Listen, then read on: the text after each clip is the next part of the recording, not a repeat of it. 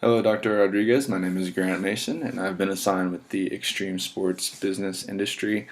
And I've decided to create my own retail company within the extreme sports industry, where we will sell an array of products, considering all different extreme sports, including mountain climbing, archery, even parkour, doesn't matter.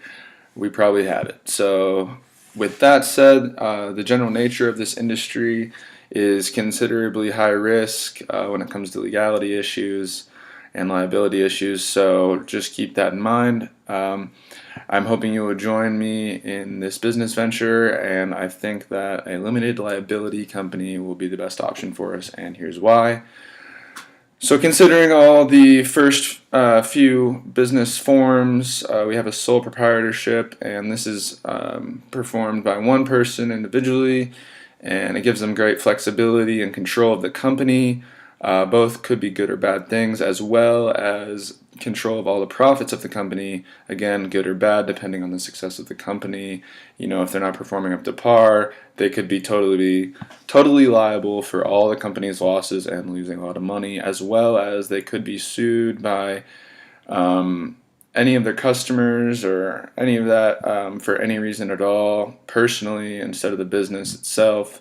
So that leaves them very open and in harm's way, especially in an industry such as this where injuries could be common.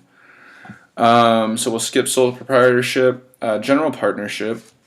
The biggest benefit is mostly just that the two partners are able to split things equally within one another.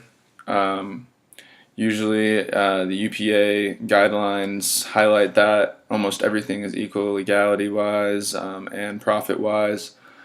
The only thing here is, yes, we would be a pass-through entity. In this case, we would get a little bit of a tax break, but the liability is still all there. It is unlimited. You are responsible for your partner's actions as well, not only your own. So it's a little chancy again with this industry. It's we gotta realize that people might get hurt, and we might have faulty products at times, or maybe a malfunction, and we could be sued or tried for that, and we have to be careful. So I feel like that's not a smart idea. Let's move on to limited partnership. The main thing here is that there's one general partner that is in charge of the control of the company, the managerial part. And they're still wholly liable for any problems that occur within the company or that an employee or agent performs, as well as they're responsible for all profits and losses. So they could still lose all their personal money from the company's money. But the limited partner in this case does have advantages. He or she is only liable up to the amount of money that they originally invest, whether that be like a land investment or just cash investment, which is good. But they are also limitedly liable legally because they're not in charge of any management decisions or at all. They're just usually strictly an investor in this case. So let's move on. I don't really like the equality with that. I feel like the general partner is still getting a short end of the stick here. So let's move on to the one I chose, LLC, Limited Liability Company. The main thing, obviously, you're not going to be liable for what your other employees, agents, or other owners even. Everything they commit, you can't be at fault for. You can't be at blame. So that's the biggest thing here, especially in the extreme sports industry. Like I said, could have problems. It's going to leave everyone in their own area pretty safe. Another great thing here, obviously, we would get a great major tax break as it is a pass-through entity as well, and we would not be double taxed. We could just be taxed through our personal funds and finances. And that's the main reason I chose those. The only thing there, you may have a little bit of discrepancies between state statutes considering LLC, but that wouldn't be much of an issue in comparison to the benefits it would bring for us as a company in the extreme sports industry. Lastly, a corporation in the extreme sports industry, another could be a good option here.